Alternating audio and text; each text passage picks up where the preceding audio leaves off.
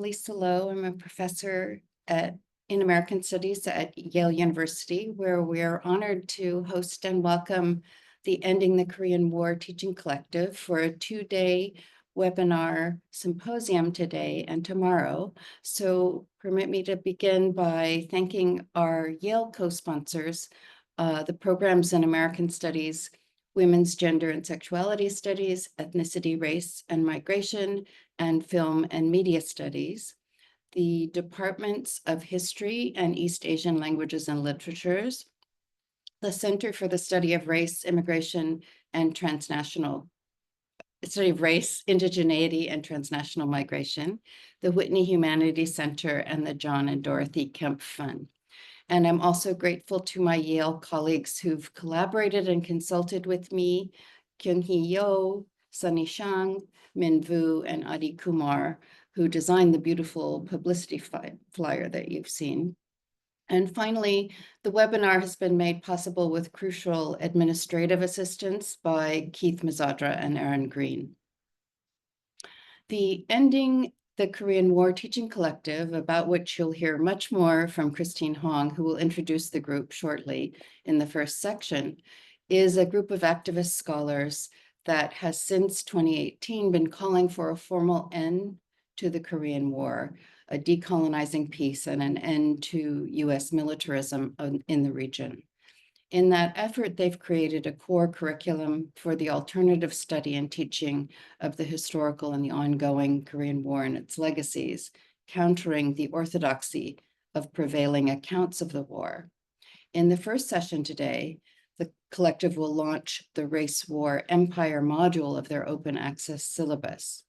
The Ending the Korean War Collective, which has grown significantly beyond its original core members, is a model for collaborative interdisciplinary scholarship and feminist anti-imperial praxis and methodology. And they're asking new questions and excavating new archives and relations, which profoundly unsettle prior knowledge. I just want to offer some notes on the conduct of the webinar. The webinar is being recorded for the Ending the Korean War Collective to archive. And during the panels, we will spotlight the speakers for each session. So we recommend that you select speaker view setting rather than gallery in the top right corner for best reception. Afterwards, you may submit questions in the Q&A box, which is either located at the bottom bar of your screen or under the 3 dots in the right-hand corner under More. And you may submit questions, and a member of the collective will review the questions and, time permitting, will pose them at the end of the panel. Let us now begin with our first session, Race or Empire, the Korean War as Racial Project, an introduction to the Ending the Korean War module on race in the Korean War. Thank you. Lisa, thank you so much. My name is Christine Hong.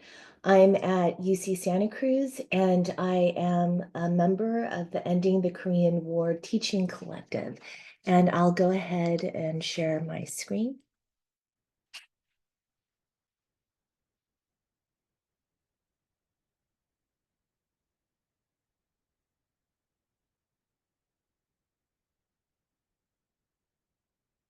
Okay.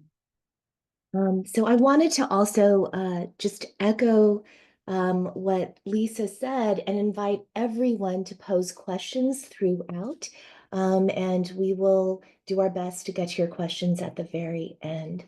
And so today we are launching a new module, and it is our Race War Empire module, the Korean War as Racial Project.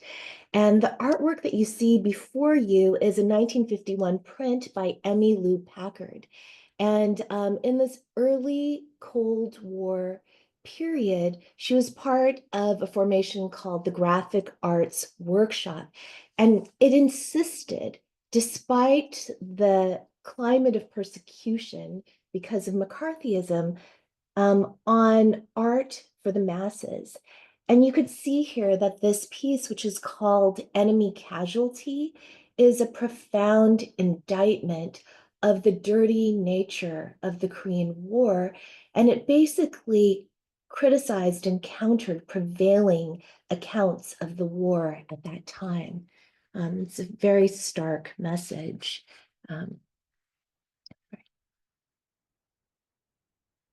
So before we actually begin, we really want to thank everyone who made this possible. It may take you by surprise that Lisa Lowe first invited us to Yale 4 years ago after attending a virtual introduction of the syllabus at an Association for Asian American Studies conference. And I remember at that time, Lisa said, it doesn't have to be one event. It could be a 2-day series. And that gave us the capacity to bloom into being imaginatively different sessions that we wanted to do. And since that time, we have been steadily brainstorming together ever since, both over Zoom during the pandemic as well as in person. And so, Lisa, thank you. You really galvanized the work that we did for this module. You really inspired us to put flesh on the bones of what we had already for this module. There were others at Yale who supported this symposium, including the many sponsors that you see here.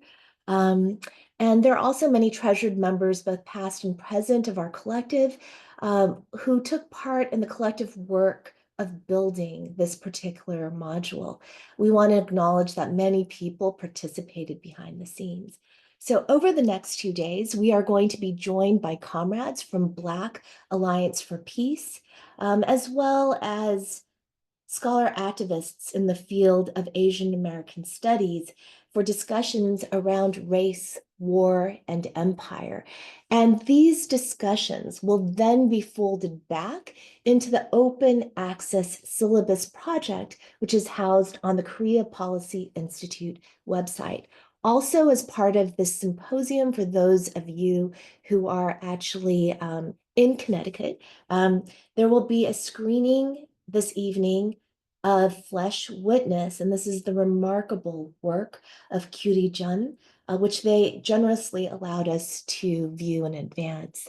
And I want to also thank Haeyoung Kim, who is our web designer for the Korea Policy Institute, and JT Takagi, who manages so many things on that end, and the other members of the Korea Policy Institute, which is the home for our work, and KPI, which formed during the Axis of Evil period. I just wanted to mention that we have an anniversary this year. We are turning 20.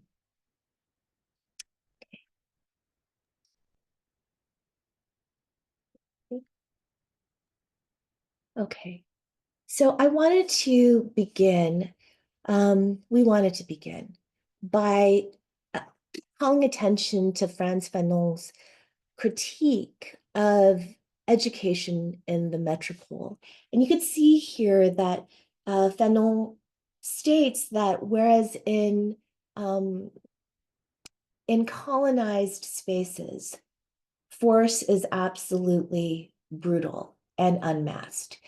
He states that in the metropole, in capitalist countries, that educators basically serve as part of a category of bewilderers. And this certainly is the case with regard to the Korean War. And the work that we do, Ending the Korean War Teaching Collective, is political education around the Korean War. And we do that in many sites. We do that in institutionalized educational spaces. We also do this in organizing spaces. And we make our syllabus module available for all. And so the reason for the urgency behind this is that what passes as common knowledge in the United States, if there's any knowledge at all about the Korean War, oftentimes has no material basis in fact. And so, many people believe that the Korean War was a limited conflict. It began in 1950. It ended with a ceasefire in 1953. Many people believe that the United States acted benevolently that it had very little self-interest in this distant corner of the globe, and that it was acting to curb communism and to promote democracy around the globe. Many people also believe that South Korea, a staunch US ally, was birthed into being with US support as a democracy. There's no understanding in these prevailing accounts of the devastating scope and scale of the Korean War. The fact that it's ongoing, that its irresolution facilitates the continued US occupation of the Korean Peninsula, that the United States stations almost 30,000 troops in the southern part of the peninsula, that it maintains over 80 military installations, that it conducts joint military exercises. These are the infamous war games for a majority of the days of the year, and that these war games enjoin South Korea to suicidally assent to simulated nuclear devastation of the peninsula. People don't understand that the United States wields the power of command control over South Korea's military in times of heightened war. Christine, I'm sorry. Christine, sorry would to you mind interrupt, sharing but like, can you press the present button? Oh, I'm so sorry. I did. Okay, I'm sorry. Is it not showing? Yeah, it's not. It's not. It's stuck on your browser window. If you could reshare the screen. Okay, let me try it again. I'm really sorry about that. Okay, it's still on my end it is. I wonder how come.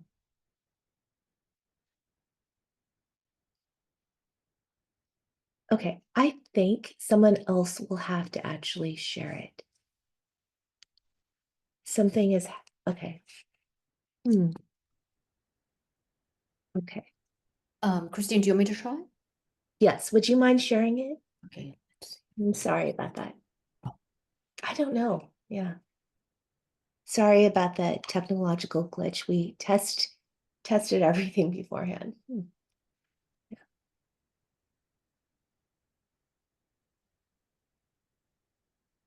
Okay, I will continue as Jinyoung is calling this up. So there's virtually no understanding, and this is still the Frantz Fanon slide. Thank you. And Jinyoung, did you also catch the audio part of it? Yes.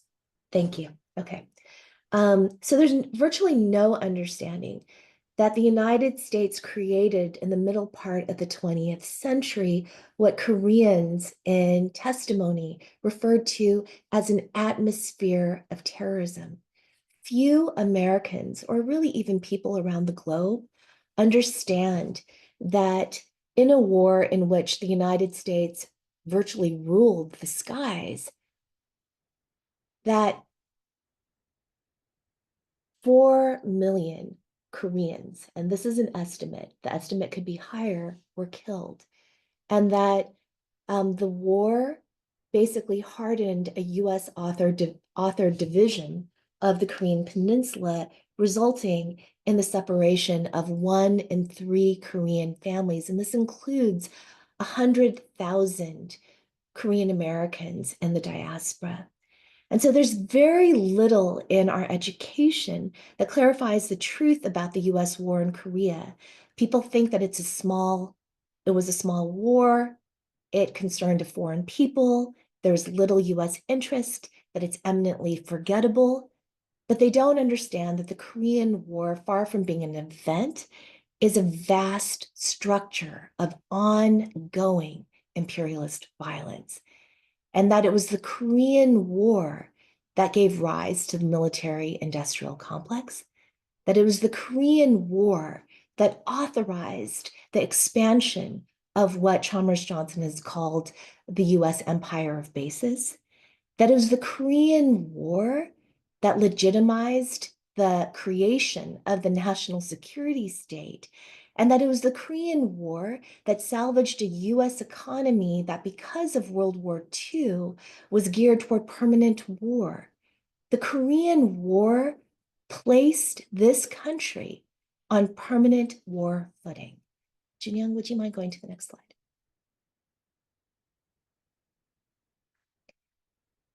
And so here you have an image that's circa the US war in Vietnam. And, many of us understand that this was a moment when there were mass student movements to reclaim the US university. But very little is discussed about the transformation of the US university during the middle part of the 20th century when the US intervened, so to speak, in Korea. So we should know that that US war intervention in Korea coincided with the structural transformation of the US Research University as an essential node in a globally far-reaching military, industrial, academic complex. And you could see here that one of the members of the UCLA publication, the late 60s, early 70s publication Ghidra, Mike Moraze, basically stated that, we tend to think that mass education is a form of social uplift that is essential to the healthy workings of democracy, and that education is responsive to the aspirations of people, and that it creates maximal opportunities for everyone.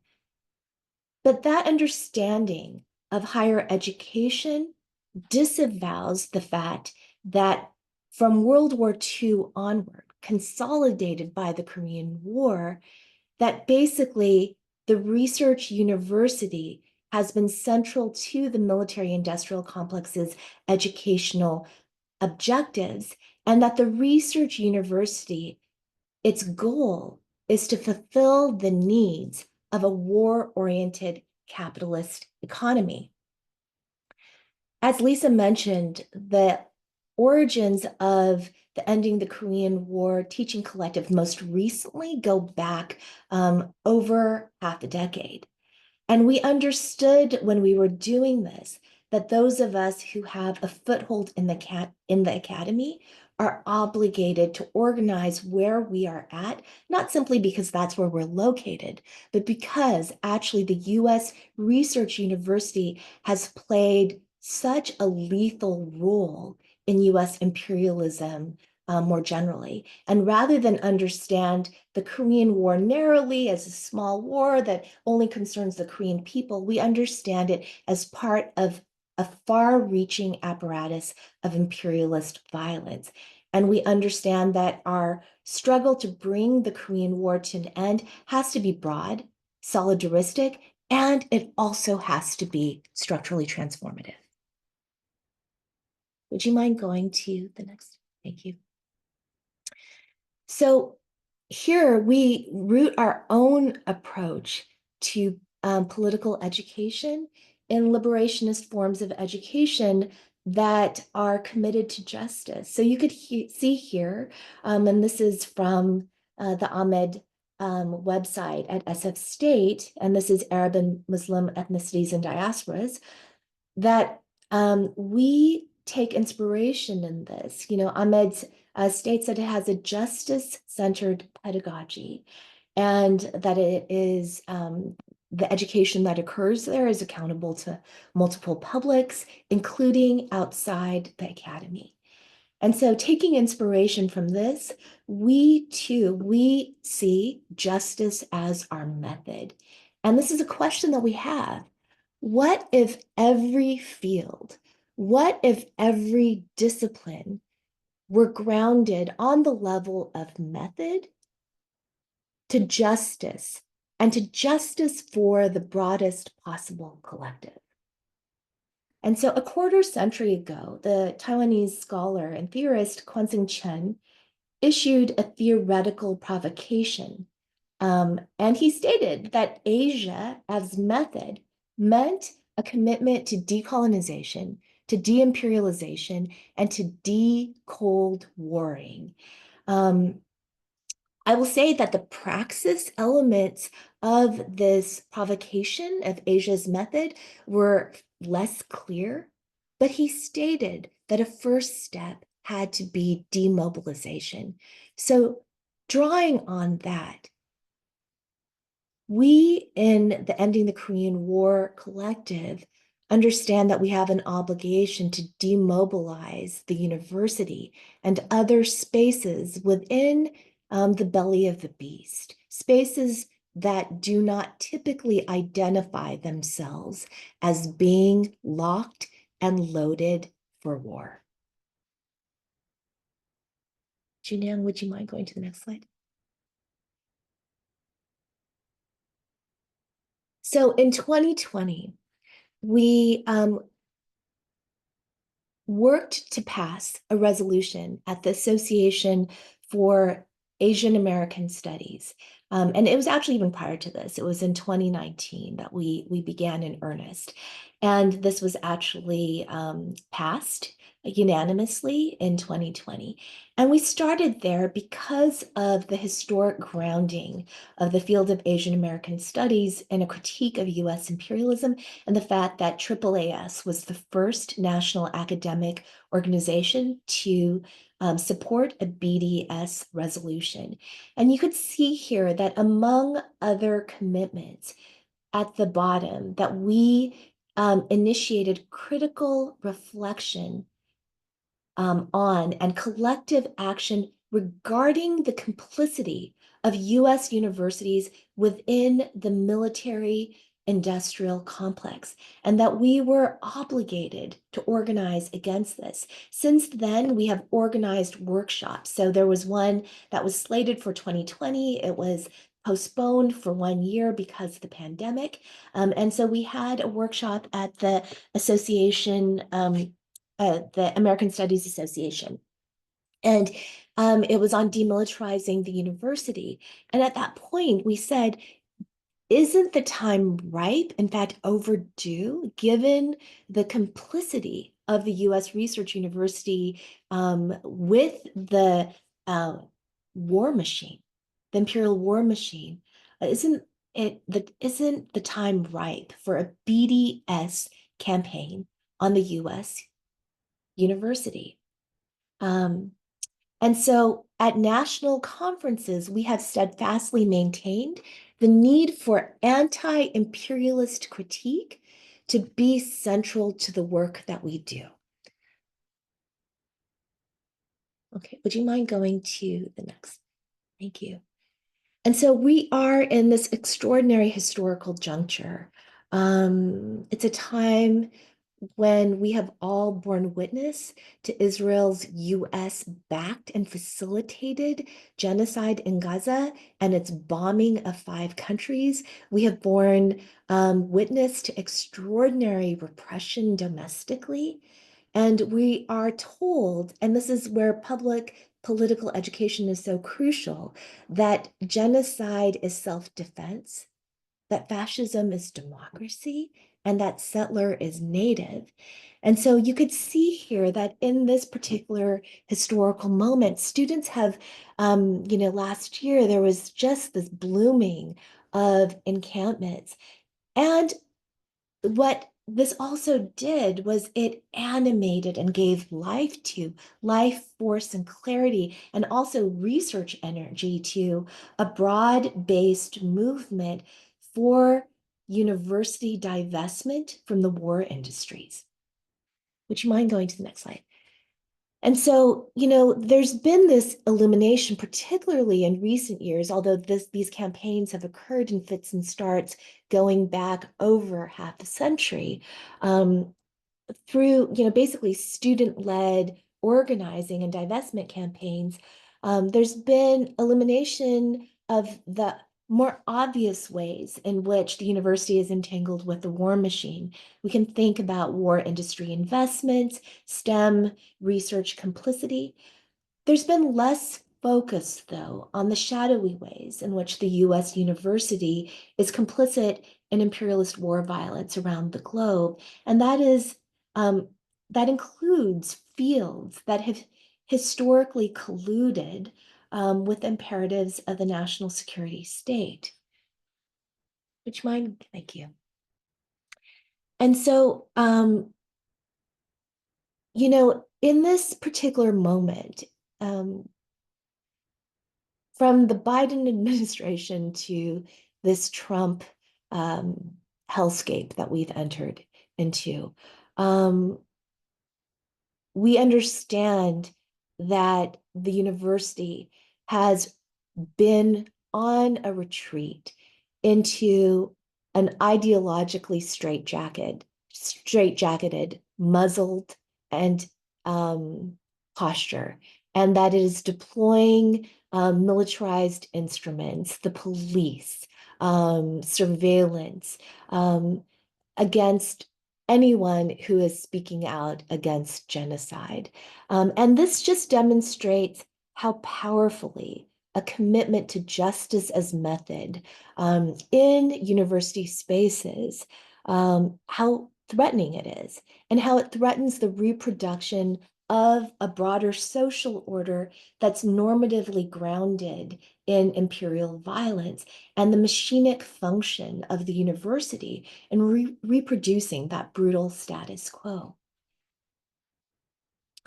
And so thinking about what does justice mean when we are doing this work in the belly of the beast, what we understood, you know, both with regard to the university, but also with other spaces, is that it is our obligation to transform moribund sites of political indoctrination into spaces of urgently needed political education that are aimed at furnishing clarity where opacity, confusion, misinformation, disinformation abounds. So last April, the Ending the Korean War Teaching Collective took part in an action which we called Disrupting Permanent War, an anti-imperialist detour of the National Mall. And supported by other anti-imperialist organizations, we took over that space, calling for an end to the Korean War. I'm just going to say that you will, in the next slide, hear a video, and we were making the rounds on the National Mall, going from one monument to another.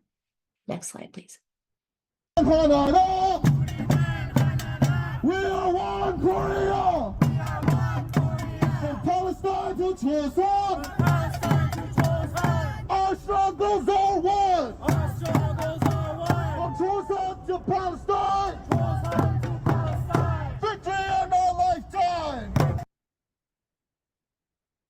Okay. And so I wanted to say that basically we sketched an itinerary from the World War II memorial, where we spoke about the unredressed legacies of Japanese imperialism. We spoke also about the significance of 1948 globally, including for the Korean people, and the transformation of key sites that the United States considers to be, you know, indispensable junior partners, South Korea and Israel, into launching pads for US regional aggression and domination. At the Vietnam War Memorial, and we folded into this content intended for the MLK Memorial, we spoke about South Korean war crimes perpetrated against the Vietnamese people. We spoke also about a regional militarized infrastructure corresponding to the US empire of bases in Asia and the Pacific that created this kind of culture of R&R, enabling there to be a kind of modern day comfort system that reproduces US imperialist militarism, and enables the racialized sexual exploitation of Korean and other Asian women in camp towns throughout the region. We also spoke about Black radical solidarity against imperialism. And so we took part in a public campaign inviting anyone to join in order to furnish political education. And in the work that we did with our organizational partners, we also aimed to build solidarity with the understanding that the work that we were doing with them would be in various ways folded back into our syllabus. And so I want to say here, for those of you who've gone to the Korean War Veterans Memorial on the National Mall, I just laugh because it's shocking. You're confronted by an aesthetic, if you want to call it that is markedly different from, on the one hand, the neoclassical World War II memorial with its circle of, bone-like Roman columns, and the stark minimalism of the Vietnam War Memorial on the other. So this Korean War Veterans Memorial was erected in 1995 after the purported declared end of the Cold War. And it refuses the kind of aesthetic abstraction that you see in the other war memorials on the National Mall. Instead, you're confronted by larger than life, indeed 7-foot tall, steel statues of American soldiers who are permanently on the prowl. And so in a way, it couldn't be a more apt memorial to an ongoing, permanent structure of war. And so I would say, and this is how we strongly felt as a collective, that the Korean War Veterans Memorial is really unhallowed ground. And visitors who flock to the National Mall are forced to consent to the silence of the memorial about the 4 million Korean who were killed in an asymmetrical war of US imperialist aggression. And there's no mention, and this is not surprising, of the extraordinary heroism of anti-colonial Koreans, both on the peninsula and in the diaspora, who've organized for decades for the liberation of Korea from the shackles of US imperialism. So we really strongly felt the need to re-sacralize this space. And we collectively, and with our comrades from the broader anti-imperialist movement, we performed Chesa, and we offered food and honored those who've been impacted by the violence of US imperialism, a violence that's actually sanctified formally by the US government as acts of vaunted heroism and sacrifice. And so next slide, please.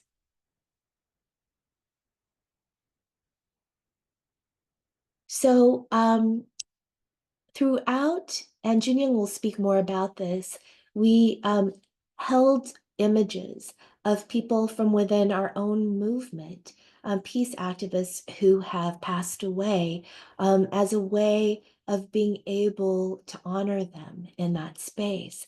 And they are, to no small degree, martyrs, not in the sense that they were killed in the struggle for peace, but that they bore witness throughout their lives and in their organizing and in their courageous actions to the violence of imperialism, and they refused at every turn to consent to that violence, to the violence of imperialism, occupation, and unending war. To the left, you have Bobe and Channing Lim. In the middle, you have Reverend Rhee. On the right, you have Hyun Lee. So I will pass things over now to Junyoung.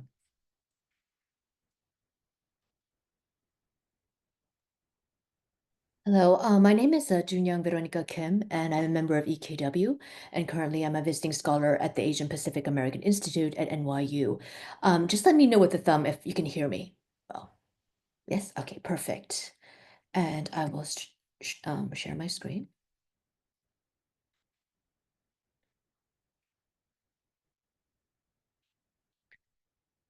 So part of thinking about justice as method is precisely thinking about questions of solidarity, which are also questions of accountability. So when we do justice as method, because the question is, how do we do it? What does a praxis look like? Is we build with anti-imperialist organizations like the Palestinian Youth Movement. So the National Mall action that Christine was speaking about, precisely the PYM showed up for us, which was amazing. And then the day afterwards, we also went to their own demonstration in DC. And after that, we actually had a meeting with a member afterwards, speaking precisely about how we can do this work of solidarity. So part of building syllabi is building with these organizations and thinking beyond education, beyond the confines of the university and beyond formal spaces.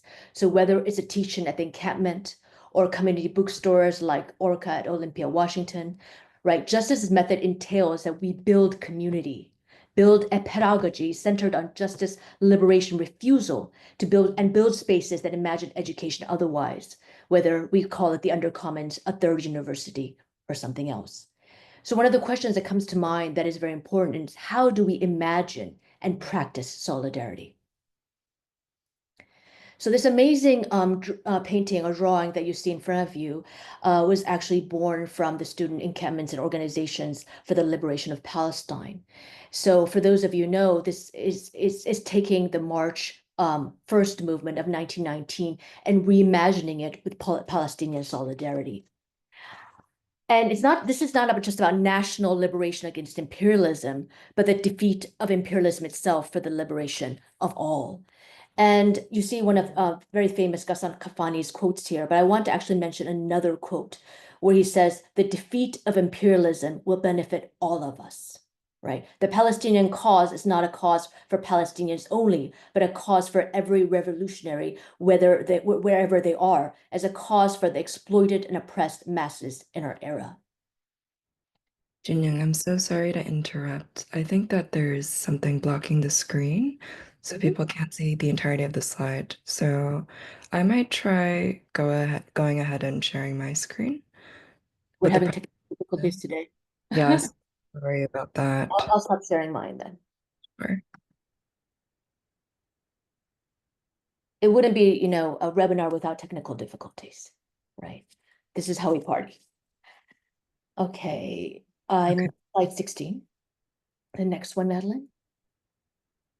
Let me change the view. Can everyone see my screen? Okay, great. Next one, yes. These are very powerful images right here. So the Nakba of 1948 and Shazam or 1948 were both genocidal campaigns, one raged on Palestinians and the other on the people of Jeju Island. And the interlinkages between imperialisms and de-indigenization during this time is often circuited because we think about this time post-World War II as the end of World War II and the supposed liberation of colonized peoples, and not a genocidal campaign waged on colonized peoples. So if the photos, if you look, for example, in the middle, and PYM actually chose these photos, showing the continuation of Nakba, right, from 1948 to the present, the ongoing ethnic cleansing and dispossession of Palestinians. And we chose this sequence of photos on the far right, precisely showing the continuation of Shazam, right? Shazam in 1948, and then the one below that is the Kangjong villages movement to resist the creation of US naval bases, which would destroy their homes, their tangerine orchards, and their ways of life. And precisely thinking about this, I was thinking also about the importance of olive trees for Palestinians and the importance of tangerine orchards, precisely for Jeju Island people, not as material, as cultural, as symbolic, as epistemological importance. And what precisely these genocidal campaigns do in terms of genociding peoples, histories, epistemologies, or attempting to do so, and precisely the ecologies.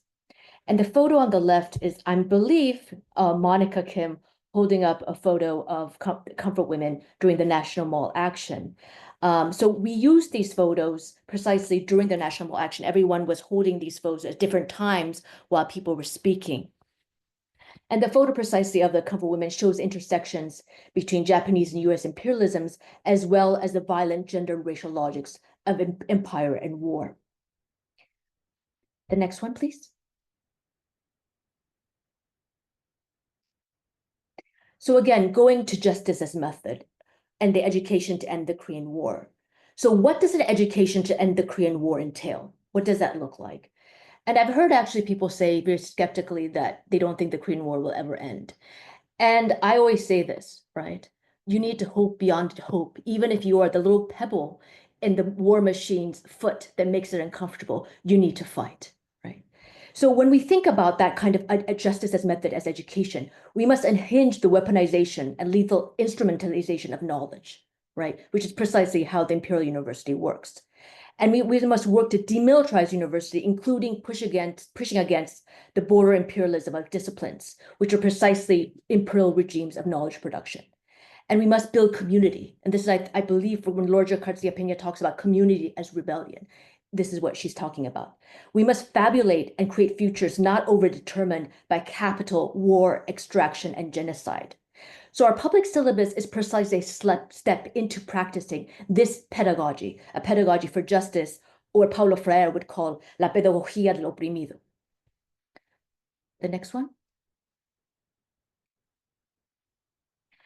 So introducing the syllabus, if you go to the KPI website, which Madeline will do in a moment, one of the very key important images that symbolize and incorporate and embody what we want to do is Young Soon Min's artwork, who is, and if you guys, most of you obviously know, she was a tremendous force, an important artist who passed away last March. And someone who had already been doing this work in the 80s and 90s with her work of solidarity called Palestine Now, which she collaborated with the Iranian visual artist Shirin Neshat. So in this amazing artwork, we see her own body, right, her own face and body, embedded or photographed with the Gwangju massacre. And even though this isn't a direct commentary on the Korean War, in a way it very much is, because the Gwangju massacre was a reverberation, right, of the Korean War. It was a military dictatorship backed by the US, which precisely used the discourse of anti-communism to unleash a genocidal campaign against the Gwangju people. It was a dirty war against its own people. And speaking precise about these temporal and spatial reverberations, thinking about the ongoing Nakba, the ongoing Sazam, Korean War into Gwangju, we can also think about the reverberations of space also. And space, not just between Palestine and Korea and other places, but also the spaces and the geographies of the body. So here we see how the body and the empire, right, is connected. So one of the modules we spoke about was geographies. And here I just want to speak about the phrase, my hometown is my DMZ. So the intimate, the corporeal granule to the imperialist, territorial, ecological, and the connections that are so key in what we are doing with the public syllabus. The next slide, please. So thinking precisely about reverberation. So how does the Korean War reverberate precisely in the present? And they might strike as in very unlikely places that you might think. So a few days ago, Trump announced that he wants to own Gaza, level it up and develop it, as his phrase goes. And this is he's following a statement about turning Canada into a state and taking over Greenland and Panama Canal. Now, these might be seen as outlandish statements, but precisely how are these outlandish statements structured is what we need to unearth, right? So in short, the ceasefire and the occupation, even though they seem opposites, it shows how the fragile ceasefire lays the ground for another form of warfare through occupation and development, right? Behind the kind of pessimistic, euphoric sounding words, the material reality is that peace is permanent, war, ceasefire is occupation. So in the case of Korea, the Armistice Agreement signed in 1953, right, gave way to the unending Korean War. And Christine recently put this, right, in this unending Korean War, the Korean people are forced to become complicit in the nuclear destruction of the peninsula through war exercises, missile defense, as well as the dispossession of their lands, resources, and even air. Next one, Madeline, yes. Speaking precisely through these connections is, again, Donald Trump's kind of parallel statement about Palestine, North Korea, how he wants to take them over and turn it into the Riviera of the Middle East, or speaking about the great beaches of North Korea. And as we know of students of settler militarism, tourism are different sides of the same coin. Now, speaking precisely about this, so these photos, I know they're slightly blurry. To the left are the photos of the destroyed Gaza Strip precisely in the present, and on the right is a photo of the destruction of North Korea. So when Trump speaks about turning ethnically cleansed Palestine into beach resorts, just as North Korea had been destroyed by chemical weapons and carpet bombing, he's intending to turn these lands into terra nullius for capitalist extraction and development. Another thing that I want to point out in terms of North Korea is one of the ways that these ideas of nuclear talks or beach resorts is that it completely erases the history of US war crimes in North Korea. How, for example, South Pyongyang was destroyed by carpet bombing. There are only 2 buildings left standing in 1953. And speaking precisely about disaster capitalism, and Lisa Bungali and Wesley Atwell's work, they speak about how aid and development become a new technology or framework or infrastructure that refashions war and shifts the shape of imperial formations. So in this case, the US creates the disaster and also profits by this disaster. So tourism, militarism become these different sides of the same coin of elastic empire, another forming of empire. Next slide. I want to give a shout out to the Nulukdor photo on the right, who another anti-imperialist organization we work with closely. On the left side, you will see the occupied territory, and often South Korea is seen as sovereign territory instead of occupied territory, which again is kind of slippage that makes unending Korean War and permanent war possible. So at the present, the United States currently stations nearly 30,000 troops in South Korea, including the largest US military base, one of the largest US military base overseas, which is Pyeongtaek's Camp Humphreys. So just to give you an estimate, it's 4 times the size of New York City's Central Park in a country that is not very big. So the fragile 1953 Armistice Agreement temporarily ceased fighting has still not been replaced by a lasting peace agreement, making the ongoing Korean War the US's longest war. And thinking precisely about these connections, and one of the things that really, I'm going to speak about in the next slide, that really caught my attention is how the recent protests against Yoon Suk-yeol, in those recent protests, you would see a lot of, quite a few Palestinian flags and precisely the connections and solidarity is not lost upon the people. Okay, and another on a memory that I have from a National Mall action was when we met with the PYM folks. One of the things that they mentioned was how before the Israeli invasion on October 7th, 2023, Gaza was liberated territory, right? And what it means to think precisely about liberated territory and think about the possibility of the futurity of the Korean Peninsula as liberated territory. Next slide, please. So this Dr. Evil photo of Yoon Suk-yeol, who I would say is another bedfellow of Donald Trump, and the eerie kind of gaze is not missed upon you, is on December 3rd, 2024. So we've had a very, how should I say, disturbing, volatile past few months. He announced the martial law on December 3rd, and many people pointed out how his discourse was very anachronistic and his action even reminiscent, as if he were playing a movie or if he was replaying the Spring of Seoul, right? Chonduan's coup d'etat in December 12th, 1979.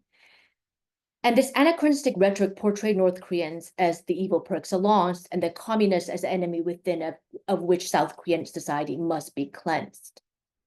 Of course, another important part of this is that the anti-state elements are precisely the racialized and gendered populations, whether they're feminists, LGBTQ queer communities, migrant workers, or those whose thinking and lifestyle do not match the capitalist heteropolitical normativity of South Korean society. But all of them become killable by rendering them communists, right? And thinking precisely about this form of anti-communism as a form of racism, as a state-sanctioned or extra-legal production and exploitation of group differentiated vulnerability to premature death, using Wilson Gilmore's phrase, speaks precisely to how anti-communism, as the logic of the Cold War, becomes reverberated and refashioned during these times. And once again, as I said, commonly in news, it's portrayed as, oh, these crazy, fascist demagogues like Yoon Suk-yeol and Trump making these outlandish statements.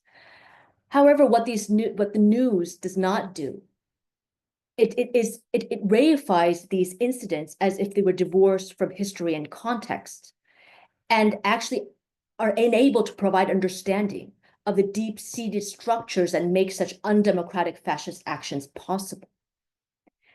As we know from our history, right, none of these coups in the global South, from Pinochet to Chun Doo-hwan, could have been done without the US backing. Next slide, Madeline.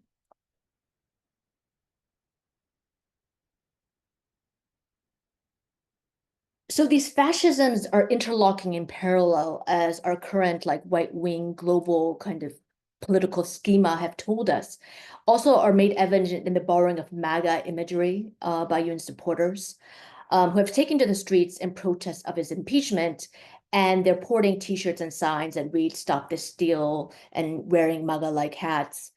And Yoon's own legal team actually even initially cited the US Supreme Court ruling on Trump's immunity from prosecution, claiming that Yoon is also immune from charges.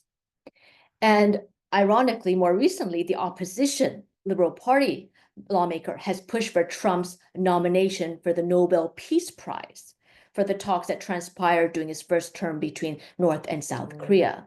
Of course, entirely obscuring the fact the United States' role in directly producing and investment in sustaining the division of Korea is a precondition for these very talks. Next slide, please. And speaking precisely about the reverberations within the present, we go to the Atlanta massacre, or the Atlanta shooting in Georgia of March 2021. And I had a slippage of words where I called it massacre as opposed to a killing, which is the common language that is used, because of the way that the killability of Asian women have preconditioned these actions. I mean, why are Asian women made killable, right? And one of the actually photo in the previous slide on the right-hand side is of Camptown women who Christine briefly spoke about, who were forced to provide R&R for US military, and yet were criminalized and stigmatized for it. And the US military, along with the South Korean state, created these Camptowns as necropolitical space. And these necropolitical spaces and this law of impunity has continued on to the present moment. Next one, Madeline. So as many of you probably agreed, we were infuriated when the police chief said that, oh, the Atlanta shooter, he was just having a bad day. I don't know, my bad days don't end like that. And one of the key phrases I kept on repeating was that it had nothing to do with race, that it was a coincidence. Yes, Asian women were killed, but it had to do with the fact that the Atlanta spa shooter, and I do not want to mention the name because it's giving the person more voice, had a problem with sex addiction. Of course, what is missed in this way is how Asian women's racialization is always through sexualization. They're made killable through racialized gendering. And I want to leave this by precisely asking again, what does it mean to incorporate justice as method? And part of that is the need to transform conditions of our own world and to critically analyze our own place within it. Solidarity, the other work of solidarity, is the work of accountability.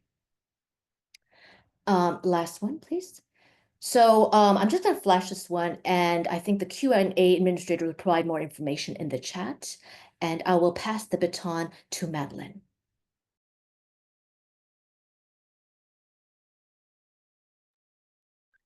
Hi, everybody. My name is Madeline. I'm a PhD candidate in American Studies at Yale, and I am going to walk us through the syllabus and what the module that we're rolling out today actually looks like. So one moment while I share my screen.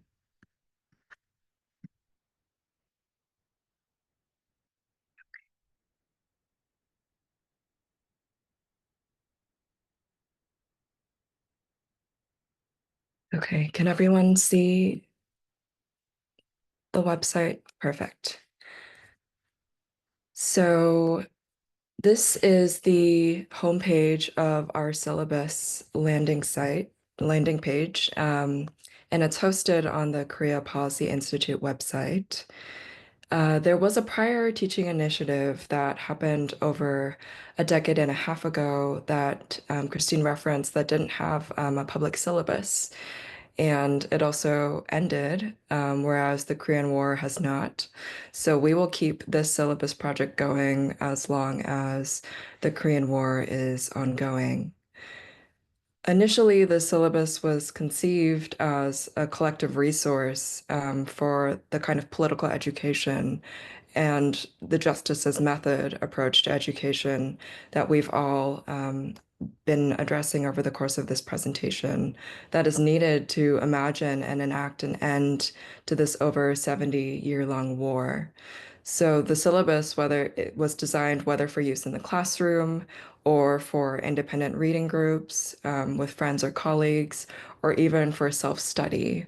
And we want to be sustaining the work of approaching the Korean War critically in all of these spaces and spheres.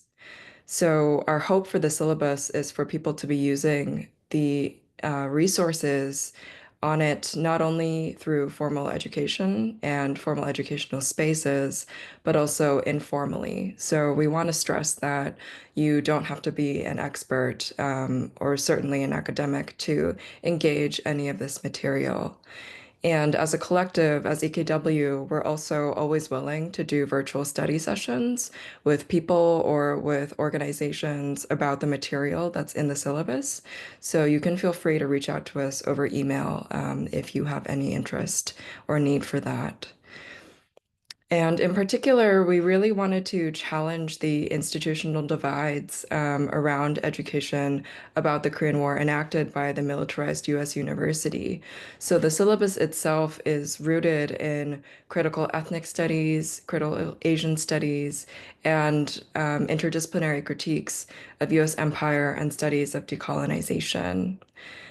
The syllabus itself was inspired by other struggles against US empire across the globe that have been part also of the on-the-ground movement to end the Korean War.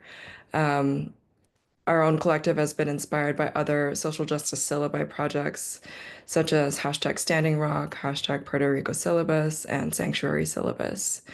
So as you can see on the website currently, we have one complete module, the module that we'll roll out today, and then a partial module that we've uploaded that we've been rolling out at different events that we've been doing, both at university institutions and academic conferences, but also in community and public spaces like bookstores and galleries. So eventually, we're hoping that there will be 9 to 10 complete modules. But again, this is an ongoing project so long as the war is ongoing. So each module, as you can see, will have its own horizontal band the way that you currently see on the website. So just to flash what a complete module looks like before we jump into the module for today, this is an early module that we've been rolling out at different events titled Reverberations. And it speaks to thinking against the Korean War, again, as an event that's past, that is not only actively ongoing due to its unending through a ceasefire, but also has reverberations in every part of our political and social lives. So each module is structured through a general introduction, followed by some critical keywords that can help structure our understanding of the module's intentions.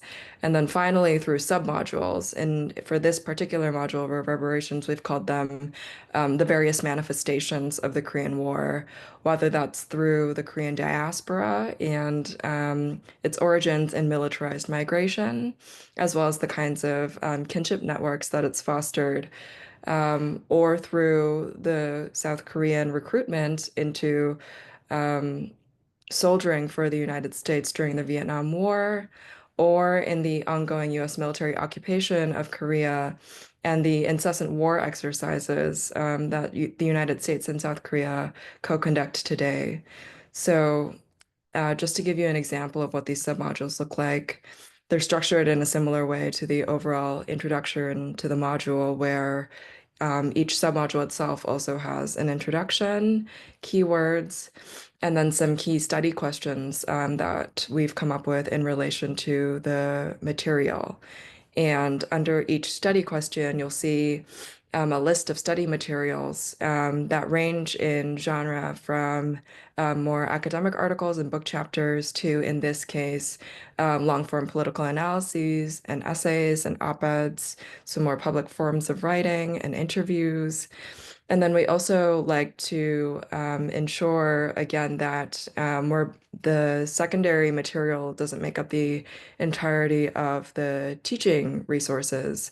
So we've also included in each of these submodules primary sources, whether those are archival documents that some of our members of the collective have themselves collected, social media posts or artworks, films, and novels.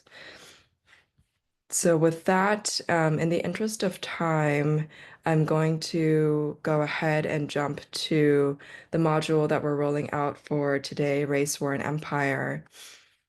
And with this particular module, we really wanted to capture how the Korean War is a racial project, even though the Korean War itself is often held out as a kind of civil rights triumph due to the desegregation of US forces who were deployed to the Korean War.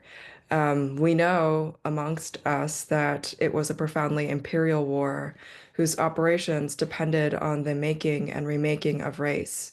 So again, how do we understand the Korean War as a racial project in which the lethality of race was framed as democratizing, in contrast to the reality in which it operated as a logic of world destruction? So again, we have some keywords here listed with the module that really aim to sort of address the entanglements of race with imperial warfare. So for example, a question that we posed earlier in this presentation: how can anti-communism be understood as a form of racism that was beefed up during the Korean War? That is, how is political difference recoded as a racial marker that differentiates those who are permitted to live from those who are marked or designated for death under US imperialism? So these are the kinds of discussion questions that we're hoping to pose to that we've included in the introduction, but that are also sort of addressed through the various submodules under the overarching module that we're showing you now. So just to take you briefly, and some of those questions, yes, are posed towards the bottom of this page. In addition to the overarching suggested study materials that we have, again, which span genres ranging from more academic monographs all the way to documentaries and primary source documents. So just to take you briefly through each of these submodules before we jump into Q&A, Our first submodule here is called Cold War Solidarities, Black Radicalism, and Korean Anti-Imperialism. The second event that we're hosting today as part of this virtual symposium will also speak to more of this content later this afternoon. So in this section, again, we have a list of keywords and core questions that are discussion questions that are forthcoming. But just to show you some examples of the materials that we have for people to access, we have listed under the study materials, for example, Sharice Burden-Stelly's really crucial work on the conjoining of two panics that overtook the early 20th century United States. On the one hand, the Black Scare, which refers to white Americans' fear of Black nationalism, in tandem with the Red Scare, which refers to this moment of growing anti-communist sentiment that emerged as a reaction against overseas communist uprisings and communist subversion in the domestic United States. So this work that we've excerpted here really looks at how these unfolded together under the flag of American capitalist domination. We also have work by scholars like Robeson and Tosh Frazier, right underneath, whose work traces Black radical activist intellectuals who traveled to and lived in China, exploring how they engaged with the PRC to rework the connections between anti-imperialist struggles in Asia and the struggles of Black Americans against the conditions of the Cold War United States. And at the bottom of the study materials, we also have primary sources like this pamphlet by Robert F. Williams titled Listen, Brother, from 1968 that was directed to Black American soldiers fighting in Vietnam.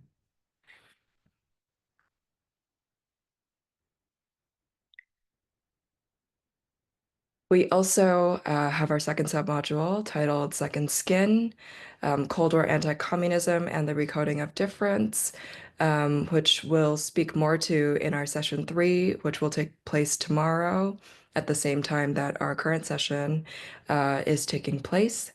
So with this particular submodule, we really wanted to explore the recoding of difference through explicitly and implicitly racial technologies of war.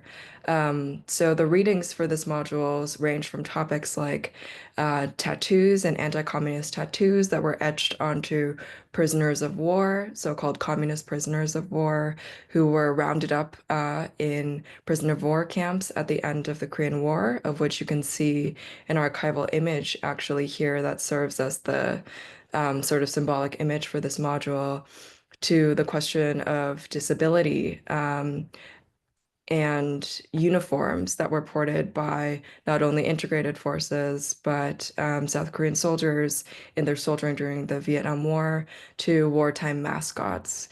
So children who were pseudo-adopted by US military forces on military bases. So under our questions and our keywords, we're thinking about, through this module, we wanted to think about questions like, how does the military uniform operate as a kind of second skin that paradoxically offers protection, but also marks one's status, as a soldier whose labor is well performed insofar as it makes you vulnerable to premature death?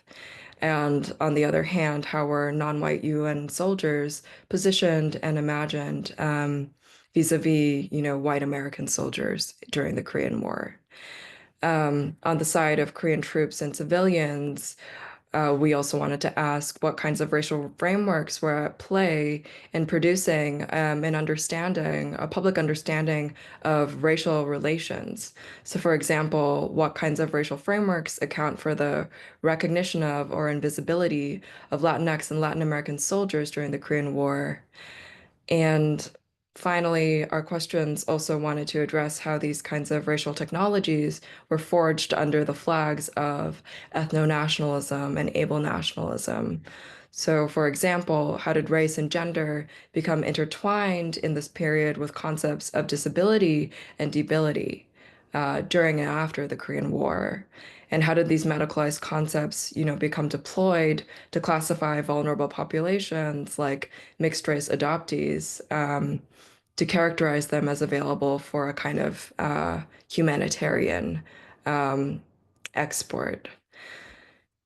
If you go down to the study materials for this submodule, we have also included a range of primary sources, inclusive of QD John's wonderful video piece, The Flesh Witness, which again, we're screening for those who can join in person on Yale University's campus later today.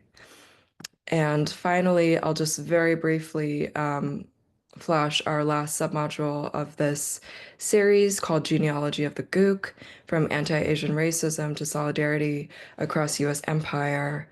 So this submodule and the final event, the session that we'll have as part of our virtual symposium, which will take place tomorrow, emerged as a response to thinking through gook as a term with many kinds of apocryphal origin stories from Korea to the Philippines. And scholars have also noted that this term circulated beyond Asia in the Caribbean.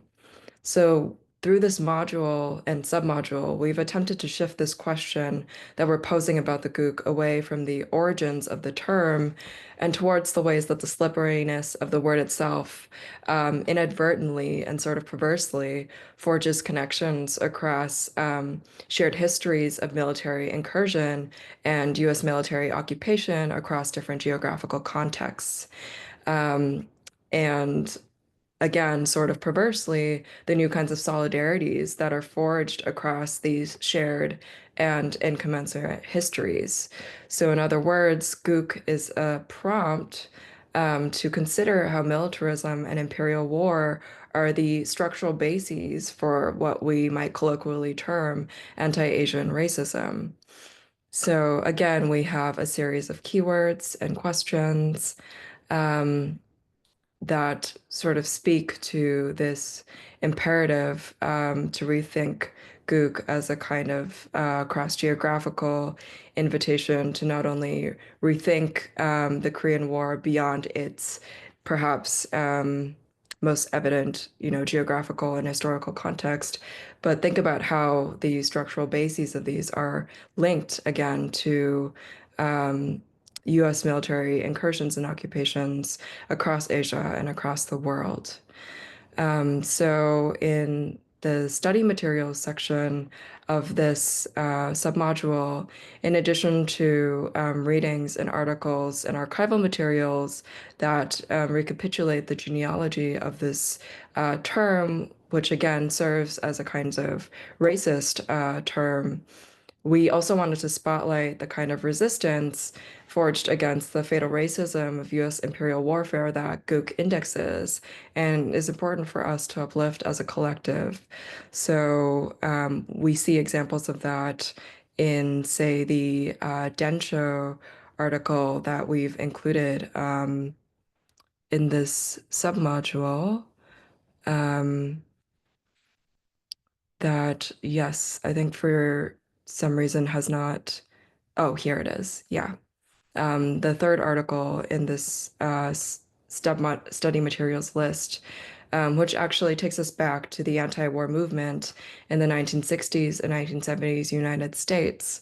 And this piece in particular focuses on the growth of the Asian American movement against the Vietnam War as an extension of the movement for ethnic studies and redress for the World War II incarceration of Japanese Americans that also emerged earlier. So that this syllabus project and that this teaching collective also, comes out of.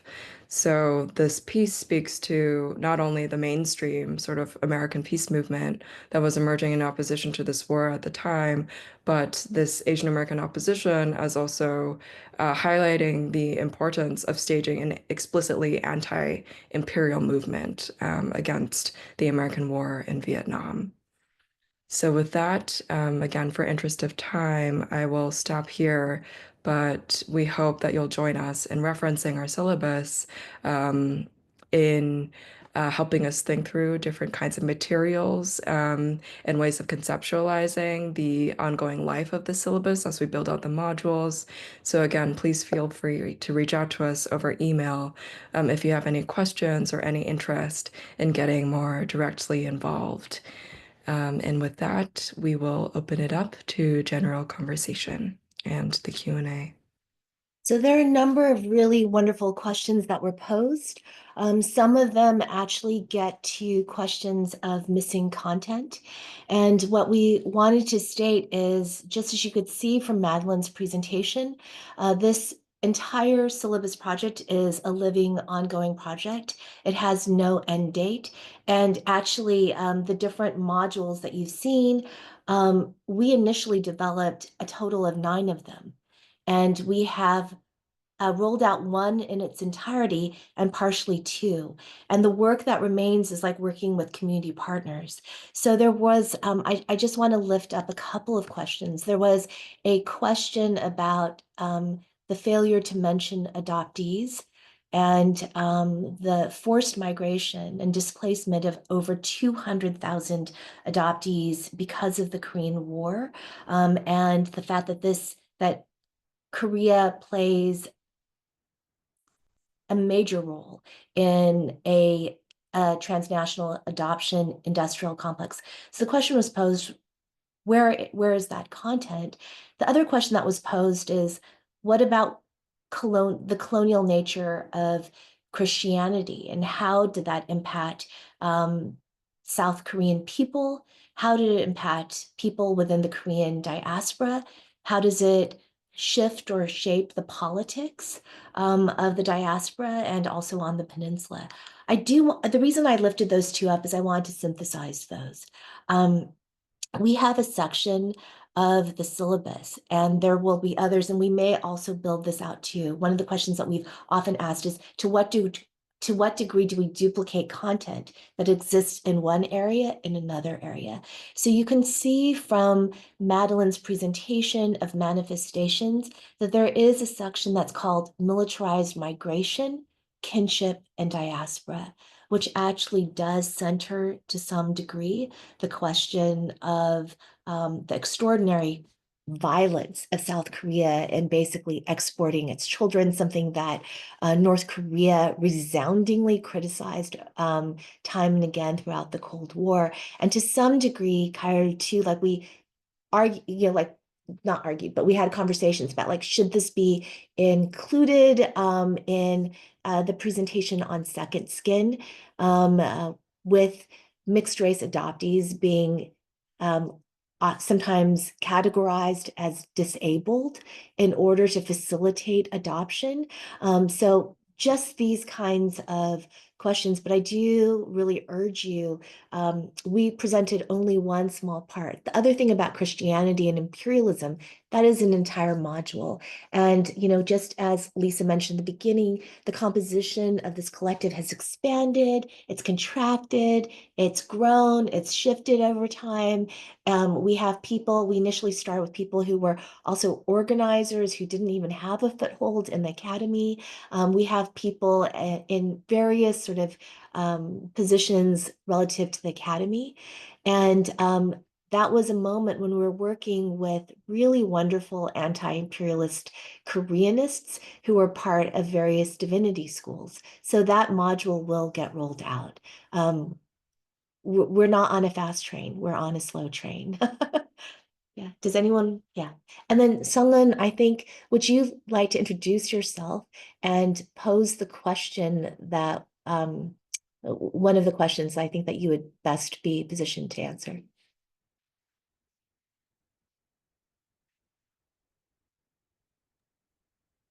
Hi, everyone. My name is Sunglin. I'm a core member of the Ending the Korean War Teaching Collective. I'm a historian of modern Korea. I research on the racial and sexual politics of colonial soldiering at the intersection of transnational Korean militarism and the US military empire in the Asia Pacific. So there was a question about the limits of the category of Korea as a label. Because as you know, North Korea and South Korea appears in different forms, and there are competing ideologies and differences. And whether, to what extent does Korea limit or complicate the work that we're doing? And, for the most part, I think there's ample scholarship out there within Korean studies that's talked about this, right? So Korean War is often referred to as 한국 전쟁, which really refers to South Korea, right? Or the Korean War is often referred to as 6.25, which is June 25th, to mark the start date of the Korean War, right? And it's really kind of this pinning of a date in a particular place and time as a nationalist reminder that it was North Korea that instigated and started the war, right? And our work is definitely going beyond this kind of just a compartmentalization and siloing of an understanding of Korean War to a particular place and time. And so our modules that Christine and Madeline introduced today and Junyoung introduced today are very reflective of this. The most recent one we rolled out at the University of Maryland, for instance, is Critical Geographies of the Korean War that was spearheaded by Junyoung here. And that definitely looks at the Korean War beyond the mere confines of the Korean Peninsula. And of course, our ongoing work here with understanding the Korean War as a racial project, the main focus of the rolling out of our module at Yale is really creating different dialogues across the disciplines and geographies. Then specifically just within the Korean studies or area studies per se. So I hope this answers some of the question. Kyra, would you mind answering the first question and speaking to it?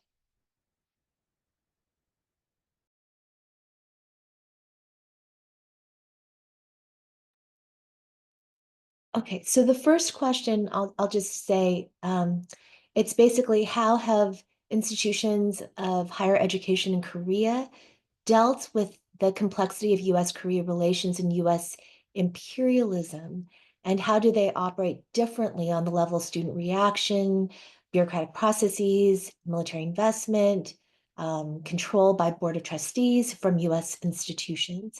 So would anyone from the collective, Kyra, would you like to answer that? And I realize that we're just about out of time. Yeah, hello everyone, I'm Kyle. Thanks for posing the question. It has been a while that I left South Korea, so it's kind of hard to follow up the recent moment of this conversation, but it's it's so obvious that a lot of for example about the classes or a lot of events that we can allow to hold in the campus wide, a lot of things are measured by whether this is against the our anti-communist nationalism or not. So there are a lot of things are complicated in so many levels of our conversation and our speech. So I think, yeah, there are a lot of levels of complexity around this in higher education as well. I'm sorry, I landed this at the very last because it's a rich question that and I think Sunglin has things to say as well. But in the interest of just closing things on time, I'm sorry that I landed that on you, Kyra. But I think that we should end here, and just I wanted to reiterate what Madeline was saying. Later today, we will be in conversation with a member from Black Alliance for Peace, BAP. And again, as we mentioned, we organize with other anti-imperialist groups, and we build out our syllabus as well. So some of the parts that you saw that are still under construction, these conversations will be enfolded into and, sort of vivify and add to the content of this particular module. And then tomorrow we have 2 sessions. The first session in the morning is one that we're calling Second Skin. And many of us here will be presenting, and in the afternoon, we will have a session on the genealogy of the gook. Please join us for all of those if your schedule permits. I just want to reiterate my thanks to the members of the collective, to Lisa Lowe, to Yale, to everyone whom we thanked at the beginning. Thank you, everyone who took time out of your schedule to join us today. We welcome being in conversation with you. We welcome presenting on the syllabus. We welcome actually doing study sessions with you virtually. So please don't hesitate to contact us. Thank you, everyone.